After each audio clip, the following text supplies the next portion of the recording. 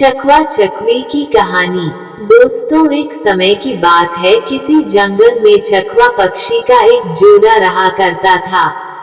चकवा और चकवी दोनों में बड़ा प्रेम था। दोनों अपना हंसी खुशी जीवन व्यतीत कर रहे थे। इन दोनों में इतना प्रेम था कि जंगल में मौजूद पशु पक्षी इनके प्रेम का मिसाल दिया करते थे। यहाँ तक कि चकवा चकवी एक दूसरे पर प्राण न्यौछावर करने के लिए तैयार रहते थे। जब चकवी से कोई गलती हो जाती तो चकवा जब उसे सुनाता तो वह चकवी चुपचाप सुन लेती है और पलटकर कभी भी जवाब नहीं देती है। ठीक इसी तरह जब चकवे से कोई गलती हो जाती है तो चकवी चकवे को सुना देती तो चकवा भी चुपचाप सुन लेता और पलटकर कभी भी जवाब नहीं देता था। जब दोनों में किसी बात को लेकर खटपट होती तो थोड़ी ही देर में दोनों में सुलह भी हो जाती। चकवा का पड़ोसी एक कौवा था। कौवा का अपनी पत्नी से हमेशा हर बात पर झगड़ा हुआ करता था। उन दोनों में हमेशा क्लेश रहता था। इतना झगड़ा करते कि मारपीट की नौबत आ जाती। कौवा बड़ा ही दरिद्र था, उसके घर में हमेशा अन्न की कमी रहती थी। वही चकवा धन धान्य से संपन्न रहता था, क्योंकि इसके घर में खुशहाली और शांति थी। कौवा जब चकवा चकवी को देखता कि ये दोनों कितनी खुशी और आनंद से रहते हैं तो उसे जलन होती थी। कौवा अपने मन में सोचता है कि मैं किस तरह इन दोनों में फूट डालूं और इन दोनों को अलग कर दूं जिससे इसके घर की शांति भंग हो सके। कौवा चकवा का मित्र भी था। मित्र ही मित्र के बारे में गलत सोच रखता था। उसके मन में चकवा और चकवी के प्रति हमेशा जलन रहती थी।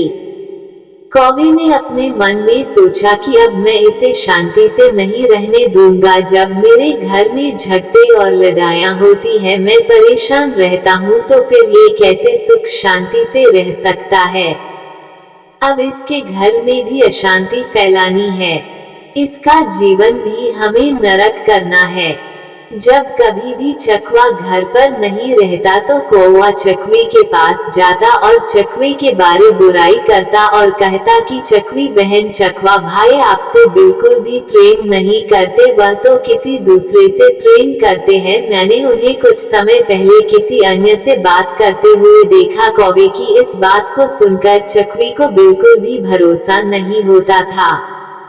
चकवी कौवे की बात को नहीं सुनती है और उसके बात को हवा में उड़ा देती है। जब कभी चकवा अकेला रहता तो कौवा चकवा के पास जाकर चकवी की बुराई करता और कहता कि चकवा भाई, चकवी आपसे बिल्कुल भी प्रेम नहीं करती है, क्योंकि वह किसी अन्य से प्रेम करती है। मैंने आज ही चकवी बहन को किसी और से बात करते हुए देखा है। चकवा इन बातों को सुनकर हंसते हंसते टाल देता है और उस बात पर बिल्कुल भी भरोसा नहीं करता।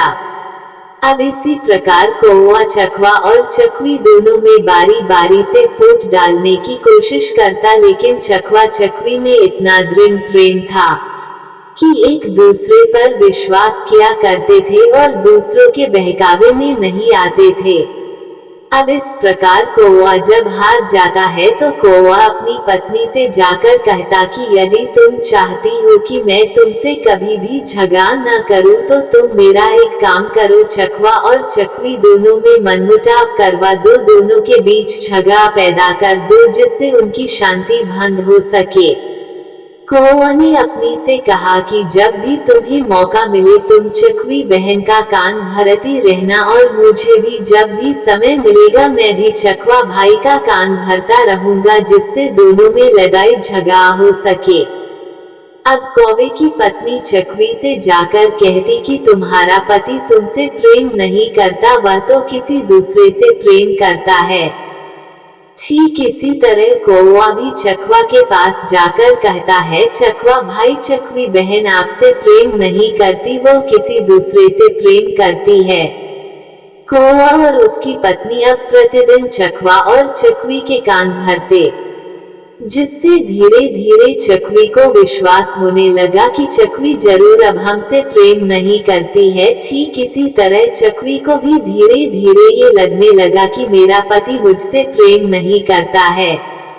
अब चकवा और चकवी में मनमुटाव होने लगा, दोनों के बीच झगड़े होने लगे, जिसकी वजह से लक्ष्मी जी ने चकवा और चकवी के घर को छोड़ दिया, क्योंकि जिस घर में लड़ाई झगड़े होते हैं उस घर में मां लक्ष्मी का वास नहीं होता है। अब चकवा और चकवी के घर में दरिद्रता ने अपना वास कर लिया। जब चकवा और चकवी धन की कमी के कारण भूखों मरने लगते हैं तो ये देखकर कौवा को बड़ा सुकून मिलता है, उसे बड़ी प्रसन्नता मिलती है। एक दिन चकवा को यह एहसास होता है कि हमारे लड़ाई झगड़े की वजह से ये सब हो रहा है, तो वह अपनी पत्नी से कहता है कि प्रिय, देखा तुमने, जब हम दोनों एक दूसरे से लड़ाई झगड़े नहीं करते थे तो हमारा जीवन कितना सुखमय था और हमारे घर में अन्न धन की कोई कमी नहीं थी। लेकिन जब से हम दोनों आपस में लड़ने झगड़े करने लगे हैं तब से हमारे घर में अन्न धन की कमी हो गई है। चकवे की बात सुनकर चकवी को अपनी गलती का एहसास होता है और वह चकवे से कहती है कि स्वामी, मुझसे गलती हो गई, मुझे माफ कर दीजिए। हमें इस प्रकार दूसरों के बातों में आकर आपस में लड़ना झगड़ना नहीं चाहिए। तब चकवी ने चकवे से कहा कि इस समस्या के समाधान के लिए हमें क्या करना चाहिए। तब चकवे ने कहा कि यही पास ही गुफा में एक सिद्ध पुरुष महात्मा रहते हैं, हम उनके पास चलते हैं, वही हमारी इस समस्या का समाधान करेंगे और हमें ये बताएंगे कि हमें अब क्या करना चाहिए। ये सोचकर चकवा और चकवी उस महात्मा के पास चले जाते हैं और महात्मा को प्रणाम करके बैठ जाते हैं। जब महात्मा ने चकवा और चकवी के आने का कारण पूछा, जब चकवा की आंखों में आंसू आ जाते हैं, दोनों पति पत्नी रोने लगते हैं। चकवा विस्तार पूर्वक पूरी कहानी उस महात्मा को सुना देता है। तब महात्मा कहते हैं कि ये चकवा, मेरी बातों को ध्यान से सुनो। आज मैं तुम्हें ऐसी 5 बातें बताऊंगा जिसे यदि तुमने अपने जीवन में उतार लिया और उस पर अमल कर लिया तो कभी भी तुम्हारे घर में लड़ाई झगड़े नहीं होंगे। इसके साथ ही जो मनुष्य मेरी इन 5 बातों पर अमल करेगा उसके घर में कभी भी लड़ाई झगड़ा नहीं होगा तथा उसके घर में कभी भी धन की कमी नहीं होगी और उसके घर से लक्ष्मी कभी भी रूठकर नहीं जाएंगी। महात्मा के द्वारा कही गई 5 बातें। जो तुम्हारे जानने वाले होते हैं, सगे संबंधी होते हैं, जो तुम्हें अच्छे से समझ रहे होते हैं तथा जो तुम्हें अच्छे से जान रहे होते हैं, वही तुम्हारा जड़ काटते हैं। ये बात बिल्कुल सत्य है। जो व्यक्ति तुम्हें अच्छी तरह से जानता और समझता है, वही व्यक्ति तुम्हारे घर में झगड़ा लड़ाई करवाते हैं, जिससे घर में क्लेश उत्पन्न होता है। यही लोग आपके दुखों और समस्याओं का कारण बनते हैं। इसलिए अपने करीबियों को राज की बातें या गुप्त बातें कभी भी मत बताना। अपने मित्र के सामने धनी होने का कभी भी दिखावा मत करना।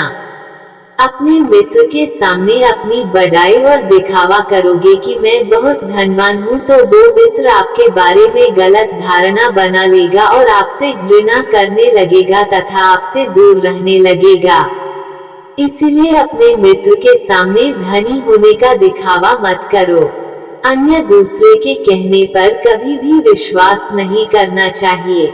जब तक कि स्वयं आप अपनी आंखों से देख न लो तब तक आपको उन बातों पर विश्वास नहीं करना चाहिए। यदि किसी ने आपके अपनों के प्रति मनमुटाव पैदा कर दिया है तो ऐसे में आप बिना कुछ जाने समझे उस पर विश्वास बिल्कुल भी न करें। कही कहाई और सुनी सुनाई बातों में नहीं आना चाहिए। हमें अपनों पर कभी भी शक नहीं करना चाहिए। यदि आप अपनों पर शक करेंगे तो आप विनाश के कगार पर पहुंच जाएंगे। पति पत्नी, माता पिता, पिता पुत्र, इन्हें आपस में किसी के ऊपर शक नहीं करना चाहिए। आप गैरों पर शक कर सकते हैं लेकिन अपनों पर कभी भी शक नहीं करना चाहिए। कभी भी बिना बुलाए समारोह और उत्सव में नहीं जाना चाहिए क्योंकि यदि आप बिना बुलाए किसी समारोह या उत्सव में जाते हैं तो इससे आपके सम्मान को ठेस पहुंच सकती है, जिससे आपके मान सम्मान में कमी आ जाएगी। मैं आशा करता हूँ कि हमारे द्वारा दी गई जानकारी चकवा चकवी की कहानी आप सभी को बहुत ज्यादा पसंद आई हो तो इस चैनल को जरूर सब्सक्राइब करें जिससे हमारे लेटेस्ट पोस्ट की नोटिफिकेशन आपको तत्काल मिल सके। धन्यवाद। आप सभी का दिन मंगलम हो।